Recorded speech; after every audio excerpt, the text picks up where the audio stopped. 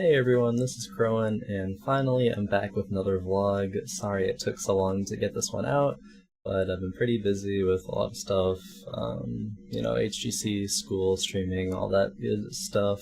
But finally I'm back, and so today I wanted to take some time to answer some questions. It was actually a little bit ago at this point, but I did ask, I posted on my Twitter, and asked if people would give me questions that they had for me, and I've compiled about a list of 10 questions today, and so I will be answering them. To start things off, we have Soken GLHF asking, how do you balance being a pro gamer with school?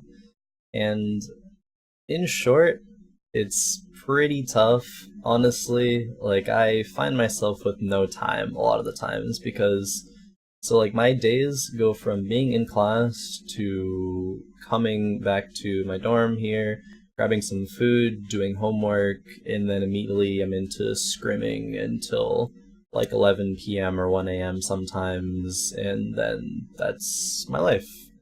Pretty much. Like, those are the things, and I try to find some streaming time in between those times, but it's a little bit rough. Basically, it comes down to managing your time properly, and I've never really been the best at that. I'm still learning how to do that effectively, and it's a process, but it's sometimes I don't really do it optimally, and that's, I don't know, I'll just get better at that as time goes on. I only have about a month left until I graduate, so hopefully I'm at this point I'm just trying to get done with it all, and then I'll be able to focus on HGC and streaming more. So, second question is by the Brightfish, and the Brightfish asks, is intellectual knowledge or skill-based / reactions most important in competitive gaming? And I actually am not too sure how to effectively answer this because I think it could go one way or another. Me personally, I value reactions and mechanical gameplay over intellectual knowledge, but I think they're both very important, obviously. It's just that I think, with me personally, I'd rather be a player who's strong mechanically, because then I can rely on my teammates to have that sort of intellectual knowledge about the game to, I guess, carry me or shot call, and so I just have to worry about what I'm doing, who I'm trying to kill, mechanical plays. And I think to some extent you need both, because, say I'm just only looking for mechanical outplays and I don't realize that people are off the map, yanking me or something, that comes to be a problem. But as long as you have that base intellectual sort of game knowledge, I consider reactions more important. I know there are instances of players who aren't as strong mechanically, but they're really, really smart when it comes to game knowledge, and that works out for them. So it's really, it could go either way. Third question is by Chad Mbol, and Chad Mbol asks, what factors do you consider when deciding which Li Ming build to use in a certain game? And it's kind of weird to explain. I think the easiest way to explain it is that sometimes I usually go one standard Li Ming build, which is the Calamity. So I'll usually go Force Armor at 1, Dominance at 4, Calamity at 7. The ulti depends on if you need to disrupt, say you need to see Moshpit or something, or if you can go for more damage with Disintegrate. Into Illusionist 13, into Mirror Ball 16, and then an ultimate upgrade at 20. But there are factors that will influence me changing that build, which mainly are if I'm really, really scared to ever blink into their team, say my team composition doesn't really have any kill threat, then I might go for a more poke-style build with Seeker. But it's very, very rare that I will do that, actually. It's just, it goes down to what you feel comfortable with in that game. And maybe the enemy composition is too threatening for me, and I can't ever blink in, then I'll go Seeker build. That's pretty much the two build varieties that I go. And the next question is by Red Lamp, and Red Lamp asks, what role do reviewing replays and statistics influence how you play both by yourself and in a team? So I think replays are really, really essential to get better as a player, because I think the philosophy that I've been trying to really live by, I guess, is practice with purpose, and I think my whole team is good at trying to live by that sort of standard, that sort of motto. Because if you just play the game to play it, you're not really getting better. You're just playing the game. You don't get rusty mechanically, but that's about it. But if you go over your replays, you can see exactly what you did wrong and exactly how to improve it. If you're okay, this team fight went wrong. Why did it go wrong? What could I have done to for it to go better. And that's where replays comes in. And you did ask about statistics as well, and I think statistics could, like, say you're researching another team and they play, like, they play Vala a lot, and it goes to, in your team environment, you're prepping against strategies that they might play with Vala, say like a shield comp or something like that. And so next question is by C. Garner, and C. Garner asks, what's the most glaring amateur weakness? Map strategy, drafting, mechanics, or shot calling? And off the top of my head, I want to say shot calling is one of the biggest weaknesses, because I think if you have a really, really smart shot caller, then they can really carry the game, because a lot of it is decision making, rotations, what to do, like how to be on the map effectively. Say you're a tank and you want to deny the enemy vision of where you are, so like you see a lot of the higher level tank players will try to position themselves in bushes as much as possible. Just as an example, I think, you know, map strategy is also very important. Like, you need everything to be a top level like team, but for amateur teams, it's mainly in drafting and shot calling. I think mechanics, everyone's usually like mechanically solid. Like, you don't see too many misplays. Sometimes you do, but that's not like the main reason why people lose. It's usually either like a shot calling or a drafting error. Drafting really important. If you lose the draft, you can pretty much just lose the game off of that draft. I know earlier in HOTS history, people didn't really care about drafting that much, in my opinion, and kind of just went off of just mechanical outplays.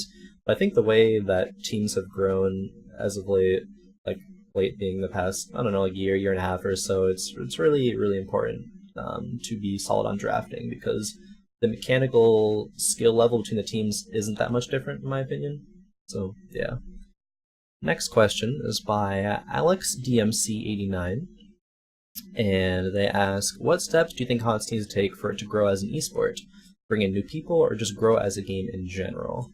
And I think, firstly, HGC is doing a really, really good job to grow HOTS as an esport, obviously, because there's weekly consistent games that people are able to watch, and weekly consistent games for pro players to be able to practice and like compete without just being like, we can take sort of scrims, maybe like a little less, or a little more lackadaisical, I guess, if you have like a few months in between each tournament. I guess it really sort of, it encourages teams to want to practice really hard all the time, which will make people better, and then it'll generate, you know, better games, which will generate hype and more viewership, etc., etc. Also, HOTS 2.0, which was recently announced. At the time I asked these questions, I didn't know anything about HOTS 2.0, or I don't even think it was announced yet at that point, but Heroes of Storm 2.0 with this new update, I think that'll be really good, incentivizing people to want to at least try the game, if not stick with it and play and try to progress as much as possible. And that will also grow HOTS just as a game in general, because people will be more invested, more willing to want to try to invest time into it. Next question is by Bart PCap, and Bart asks, where do you see yourself in 10 years? Staying with esports? And I think optimally I do want to stay with esports as long as I can. I want to be a pro player as long as I can, but obviously the length of pro players playing games is not as long as I would like it to be, but I just want to stick with it for as long as possible. And I want to do stuff in esports as long as possible, because it's really my passion. It's what I honestly like super enjoy doing. I'm really grateful to be able to do what I do. But I know that one day there'll become a time where I will be either like burnt out or want to take a break or like retire from professional play. And at that point, I really optimally want to be a streamer. I don't really know if that'll work out the way I plan or the way I want it to, but that's the goal, and I'll try to make it work. I do stream right now, but unfortunately it's a little inconsistent because I have to focus on school. I'll graduate in about a month or so, and then I'll be able to focus more on streaming. So that's what I'll be working towards.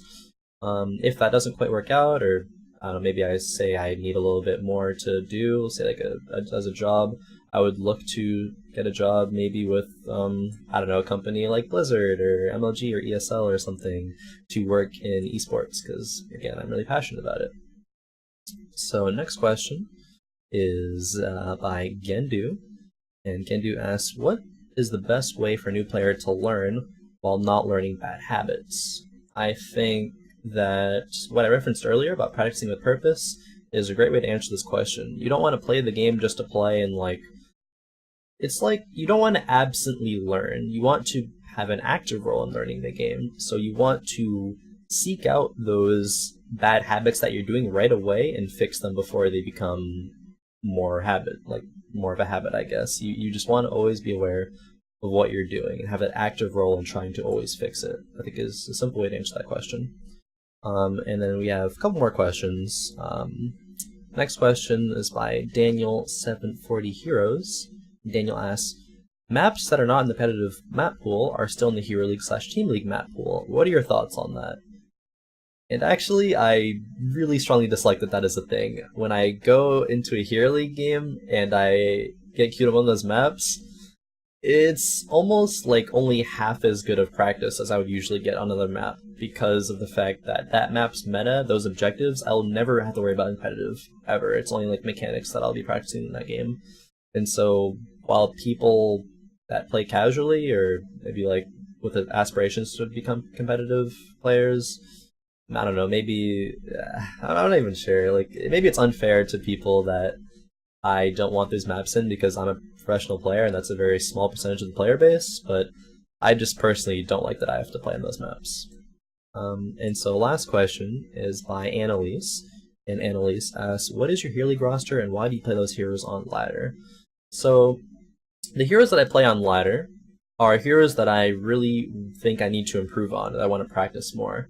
I don't play the heroes on ladder that much that I'm already good at. Maybe like a few times if they're like if it's a really good spot for that hero, or maybe I just want to like brush up and keep warm on that hero. But my goal in Hero League isn't to get #1 Grandmaster. My goal in Hero League is to practice and become a better player. And if that means I have to lose a few games because I'm not necessarily the best at a hero, say I like haven't played Tracer in a while and I want to get my Tracer back up to par, so I play her in Hero League. I might, have some misplays trying to find my limits, because I'm always going to go a little more aggressive in Hero League, so I'm trying to really find what I can do with those heroes. I might misplay, I might lose the game because of it. But, I mean, that happens. It's just the learning curve. And so, specifically, those heroes right now that I'm trying to get better at are mages like Chromie, Kalephos, Jaina, Gul'dan. I'm trying to get better at Tracer, as I mentioned. I'm trying to get a little bit better at Greymane as well. Heroes that I don't play all that often are like Vala, Li Ming, etc. Heroes that I'm pretty confident on already. So I'm really just looking to improve in Hero League, and that's why I play it. And that about wraps it up. That was 10 questions. Took a little longer than I wanted to at this, but I appreciate everyone who has submitted questions for this, and everyone who is going to benefit from this, and everyone who's interested. Thank you everyone for watching. I really do appreciate all the support always. Shout outs to our sponsors, Gunners, Twitch. I really do appreciate the support. Much love everybody. If you are interested, leave a comment and maybe I'll ask some questions from the comments in my next video. I think I want to be able to do another Q&A relatively soon, so appreciate that. Much love, thank you for watching, and I will see you all next time.